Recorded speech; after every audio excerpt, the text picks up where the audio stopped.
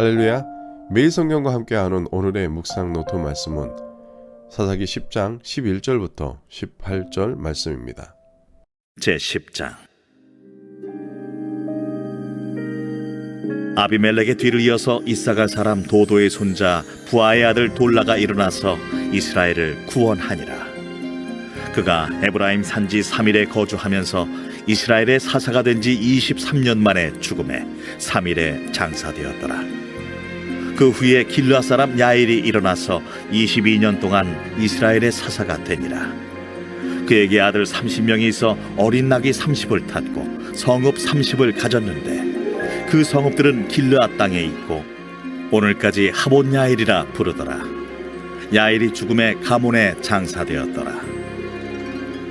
이스라엘 자손이 다시 여호와의 목전에 악을 행하여 바알들과 아스다롯과 아람의 신들과 시돈의 신들과 모압의 신들과 암몬의 자손의 신들과 블레셋 사람들의 신들을 섬기고 여호와를 버리고 그를 섬기지 아니하므로 여호와께서 이스라엘에게 진노하사 블레셋 사람들의 손과 암몬 자손의 손에 그들을 파심해 그 해에 그들이 요단강 저쪽 길르앗에 있는 아모리 족속의 땅에 있는 모든 이스라엘 자손을 쳤으며 18해 동안 억압하였더라. 암몬 자손이 또 요단을 건너서 유다와 베냐민과 에브라임 족속과 싸움으로 이스라엘의 곤고가 심하였더라.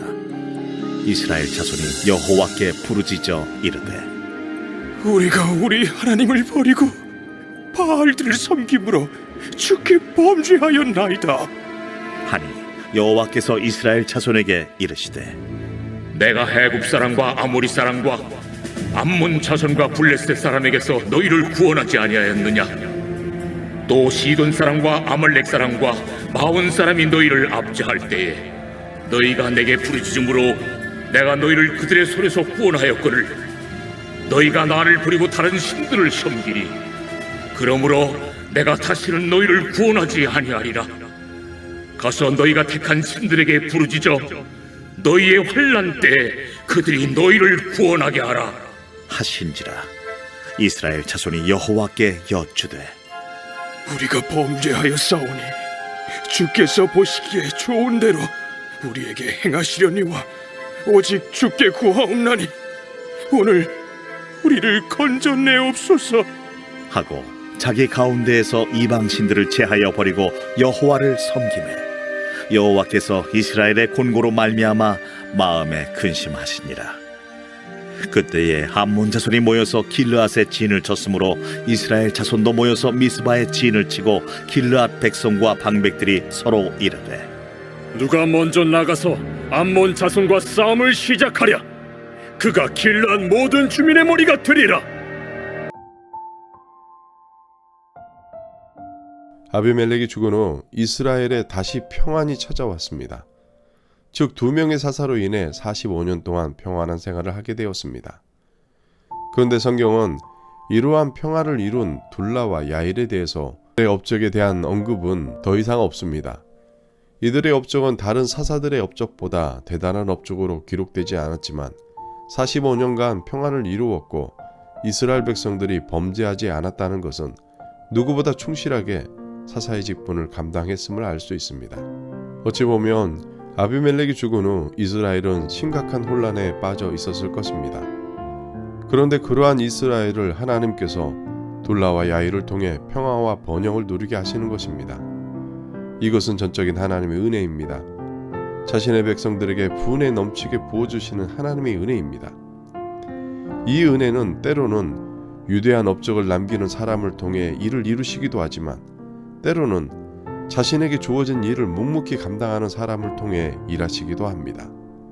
중요한 것은 비록 위대한 어떤 일을 이루지 않았지만 그들을 통해 이스라엘 백성들이 평안을 누리고 하나님의 길을 떠나지 않았다는 것입니다. 세상은 깃발을 높이 들고 떠들썩하게 드러내는 사람들에게만 주목을 합니다. 그러나 기억하십시오. 내가 감당하는 사역이 믿음의 조연이나 할지라도 충성함을 통해 공동체 안에 이루실 하나님의 구속의 사역은 멈추지 않는다는 것입니다. 그렇게 오늘 하루도 내게 주어진 일에 대해 믿음으로 최선을 다하는 성숙한 믿음의 은혜를 누리길 주의 이름으로 축원합니다. 그런데 문제는 사사들을 통해 평화와 번영을 누림에도 이스라엘 백성들은 하나님을 보지 못하고 죄악에 빠져버렸다는 것입니다.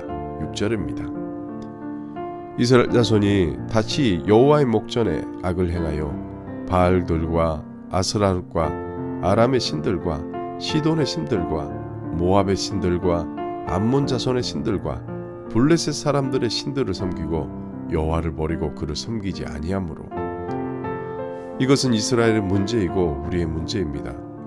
평화를 누릴 때는 하나님이 우리에게 주신 평화에 도취되어 하나님을 생각하지 않습니다. 그리고 문제가 생기면 하나님을 찾지만 문제가 해결되면 하나님을 외면합니다. 마치 하나님이 없는 것처럼 우리가 왕이 되어 자기 소견에 옳은 대로 생활합니다. 하나님이 지금 둘라와 야일을 통해 혼란에 빠진 이스라엘 백성들을 구원하신 것은 단지 어려움만을 해결하기 위해서가 아닙니다. 구원의 현장을 통해 진정한 왕이신 하나님만 바라보길 원하셨던 것입니다. 가나안 땅에 처음 들어간 그들은 바알과 아세라만 섬겼습니다. 그런데 본문 6절을 보면 이방 족속이 섬기는 우상들을 가리지 않고 섬기는 모습을 보게 됩니다. 이것은 그들이 가나안이란 세상을 살아가면서 복잡하고 다양한 문화 속에 먹고 살아야 하고 의지해야 할 것들이 많아졌다는 것을 보게 됩니다. 이것은 오늘날 우리의 모습과 같습니다.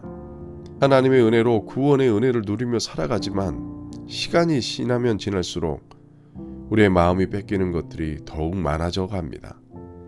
그래서 하나님이 헌신하는 것은 더욱 어렵고 힘들게만 느껴집니다. 그러나 기억하십시오. 단순히 우리의 마음만 빼앗기는 것이 아니라 오늘 본문은 하나님을 버렸다고 표현합니다. 이에 대해 크게 진노하시며 내가 다시는 너희를 구원하지 아니하리라고 선언하십니다. 그리고 블레셋과 암몬 자손에게 이스라엘을 파십니다. 그리고 이스라엘은 다시 공고함을 경험하게 됩니다. 기억하십시오. 하나님을 떠난 이스라엘 백성들이 누리는 것은 평화가 아니라 공고함입니다. 그때 이스라엘 백성들이 회개를 합니다. 이러한 악순환은 사사시대에 계속해서 반복되는 하나의 패턴입니다. 우리 역시 날마다 성령의 지배를 받지 않으면 하나님이 주시는 은혜 속에서 하나님을 보지 못하고 범죄합니다. 본문의 이스라엘 백성들과 같은 악순환의 고리를 끊어버리지 못합니다. 또다시 매를 맞고 회개하는 일을 반복하게 됩니다. 그렇다면 지금 우리가 서 있는 자리가 어떤 자리입니까? 죄악 때문에 또 넘어져 있는 자리입니까? 아니면 사방을 둘러봐도 해결 기미가 보이지 않는 문제의 한가운데 있습니까? 그렇다면 문제 넘어 계시는 하나님을 바라보시길 바랍니다. 하나님이 주시는 평화와 번영의 한가운데 서 계십니까? 아니면 지난날 보여주신 은혜에 도취되어 또 다른 성공을 찾고 누리기 위해 나의 시선을 다른 곳에 고정하십니까? 그렇다면 만군의 주 여호와 하나님께 다시 시선을 고정하십시오. 죄는 하나님께 시선을 고정하지 않는 것입니다. 비록 이스라엘 백성들이 죄악된 모습 속에 다시는 구원하지 않겠다고 선언하신 하나님이시지만 16절에 그들의 공고함 속에 부르짖는 간구를 보시며 근심하십니다.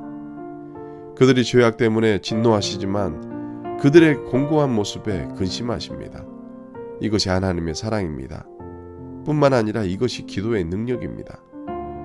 그렇게 어려움 속에 공고함 속에 좌절하고 낙심하기보다 하나님의 뜻 안에 있고 하나님께 다시 시선을 고정할 수 있도록 다시 하나님께 돌아올 수 있도록 더욱 기도의 자리를 승리하길 주의 이름으로 축원합니다.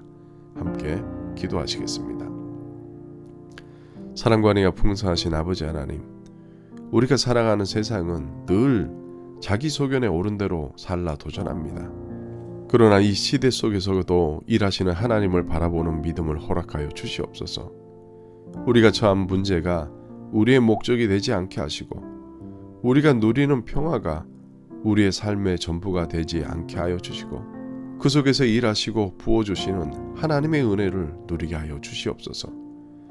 이 하루도 온전히 하나님의 뜻과 계획 안에 살아가는 복된 하루 되게 도와 주시옵소서. 감사드리며 예수님의 이름으로 기도합니다. 아멘.